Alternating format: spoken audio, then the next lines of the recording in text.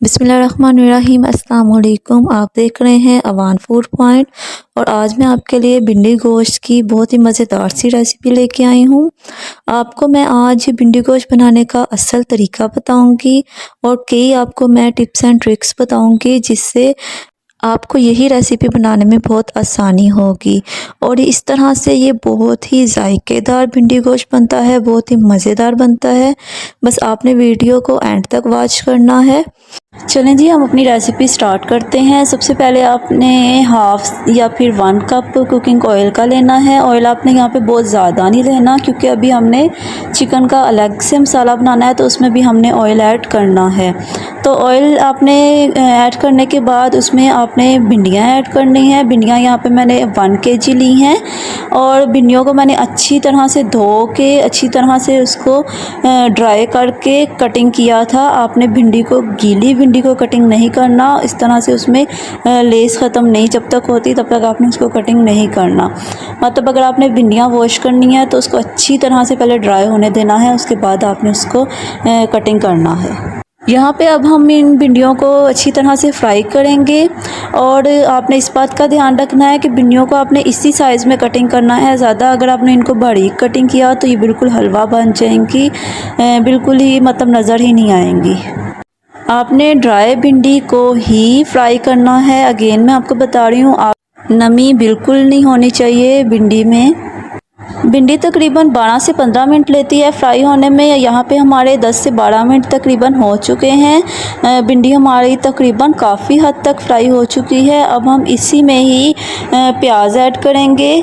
प्याज आप अपनी मर्ज़ी से ऐड कर सकते हैं जितना आप करना चाहें, बट मैंने यहाँ पे ज़रा थोड़ा ज़्यादा प्याज ऐड किया है क्योंकि भिंडियों में ज़्यादा प्याज अच्छा लगता है। मैंने यहाँ पे 5 से 6 प्याज नॉर्मल साइज़ के लिए हैं, उनको कटिंग किया है। और अब हम इस प्याज को भी भिंडियों के साथ ही अगेन फ्राई करेंगे। भिंडियों को प्याज में अच्छी तरह से यहाँ पे दोबारा हमने इसको 5 से 10 मिनट फ्राई करना है। तब तक फ्राई करना है जब तक कि हमारा जो प्याज है वो भी सॉफ्ट नहीं हो जाता। भिंडियाँ और प्याज हमारी फ्राई हो चुकी हैं। प्याज के साथ ही हमारी भिंडियाँ थोड़ी देर और फ्राई हो गई थी ज़रा अच्छी तरह से। अब हमने इनको कढ़ाई से निकाल लेना है और अब हम चिकन के मसाले की तरफ आते हैं। सबसे पहले आपने यहाँ पे हाफ़ कप ऑयल लेना है। आपने ऑयल सिर्फ हाफ़ कप ही लेना है, ज़्यादा नहीं लेना क्योंकि हम ऑलरेडी भिंडियों में भी ऑयल काफ़ी डाल चुके हैं। तो अब यहाँ पे उसी में हमने प्याज, मैंने एक बड़े साइज़ का लार्ज साइज़ का प्याज ऐड किया है। प्याज को अब हमने यहाँ पे गोल्डन ब्राउन करना है। उसको ज़्यादा हमने ब्लैक नहीं होने देना, बस गोल्डन सा शेड आने तक हमने प्याज को फ्राई करना है। प्याज हमारा काफ़ी हद तक गोल्डन हो गया है और अब हमने यहाँ पे इसमें हाफ़ टेबल स्पून लहसुन अदरक का पेस्ट ऐड करना है। ये पेस्ट तो मस्ट है यहाँ पे क्योंकि यहाँ पे जो हमने चिकन ऐड करना है तो चिकन की स्मेल जो सी है बिल्कुल नहीं आएगी इस लहसुन अदरक की वजह से, वरना अगर आप यहाँ पे लहसुन अदरक ऐड नहीं करते चिकन में से स्मेल आएगी। थोड़ा सा मैंने यहाँ पे पानी ऐड किया ताकि हमारा प्याज जो सा है वो जले नहीं और उसका कलर यहीं पे लॉक हो जाए। अब हमने यहीं पे इसमें टमाटर ऐड करने हैं। टमाटर मैंने 2 लार्ज साइज़ के टमाटर लिए हैं और अगर आपने मीडियम लेने हैं तो 3-4 टमाटर तो आपने इसमें मस्ट डालने हैं। टमाटर इसमें इस रेसिपी में ज़्यादा डलते हैं। और टमाटर ऐड करने के बाद मैंने यहाँ पे 1 से 2 हरी मिर्चें कटिंग करके बारीक कटिंग करके ऐड की हैं। अब हमने यहाँ पे टमाटरों को मैश होने तक का वेट करना है, इसको हमने भूनना है। अब हमने यहाँ पे साथ ही मसाले भी तमाम ऐड करने हैं।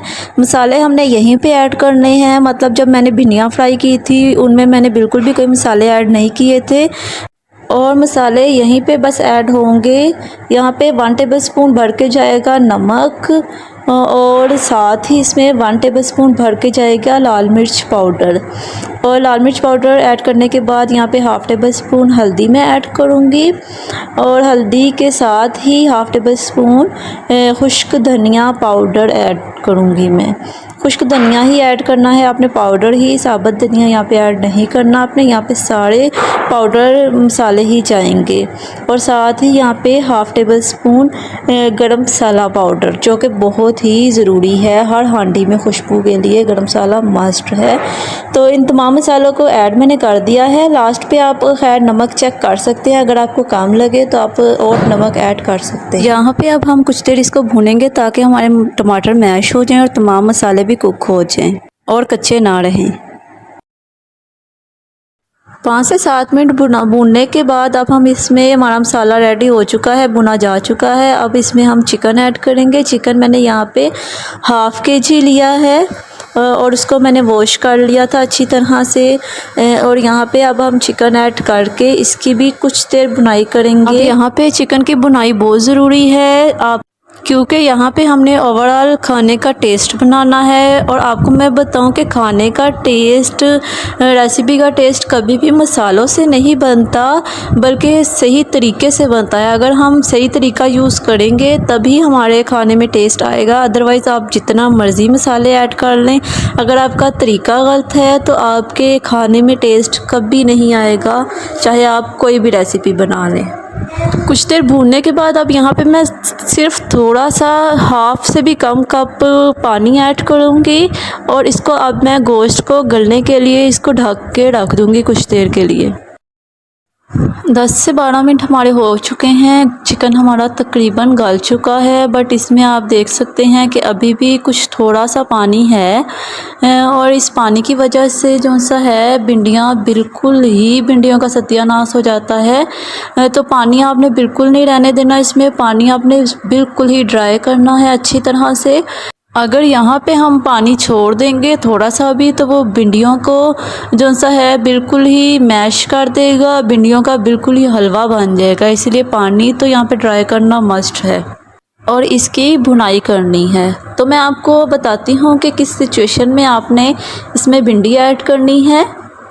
تو یہ دیکھیے ہمارا پانی بالکل ڈرائی ہو گیا ہے، اور اب بالکل آپ کو مسالہ اور آئل ہی نظر آ رہا ہے، پانی بالکل نہیں ہے اس میں۔ اب اس سچویشن میں ہم اس میں اب بھنڈی ایڈ کریں گے۔ بھنڈی اور پیاز جو میں نے پہلے فرائی کیا تھا اس کو اب ہم اس میں ایڈ کر دیں گے۔ اب یہاں پہ آپ نے بالکل سافٹلی اس میں چمچہ ہلانا ہے، زیادہ نہیں ہلانا ورنہ بھنڈیاں ہماری ٹوٹ جائیں گی۔ جس طرح ہم چاولوں میں لاسٹ پہ سافٹلی چمچہ ہلاتے ہیں اسی طرح آپ نے ہلانا ہے۔ لاسٹ میں اس میں فریش ہرا دھنیا جائے گا۔ بھنڈی گوشت کی ریسیپی ہماری تقریباً ریڈی ہے۔ آپ نے بھنڈی گوشت بنانے کے بہت سے طریقے دیکھے ہوں گے، بٹ صحیح جو اصل طریقہ ہے بھنڈی گوشت بنانے کا وہ یہی ہے۔ اس سے بہت ہی مزے کی، بہت ہی ٹیسٹی بھنڈی بنتی ہے، بہت ہی ذائقے دار بنتی ہے۔ آپ نے اسی طریقے سے آپ نے یہ ریسیپی مسٹ ٹرائی کرنی ہے۔ تو چلتے ہیں فائنل لک کی طرف۔ فائنل لک آپ نے بالکل مس نہیں کرنی۔ تو ماشاءاللہ الحمدللہ آپ دیکھ سکتے ہیں اس کی فائنل لک ماشاءاللہ کتنی پیاری ہے، کتنی ہماری تمام بھنڈیاں الگ الگ ہیں، حلوہ بالکل نہیں بنی۔ اور یہ کیوں نہیں بنی وہ میں نے آپ کو تمام ویڈیو میں ساری جو ٹپس اینڈ ٹرکس بتائی ہیں اس وجہ سے ہماری تمام بھنڈیاں الگ الگ ہیں۔ ہمارا چکن بھی زیادہ نہیں گلا۔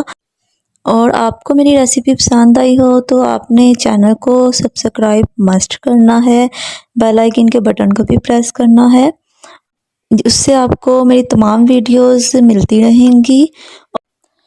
تو چلیں جی ملتے ہیں اپنی نیکسٹ ریسیپی کے ساتھ۔ اللہ حافظ۔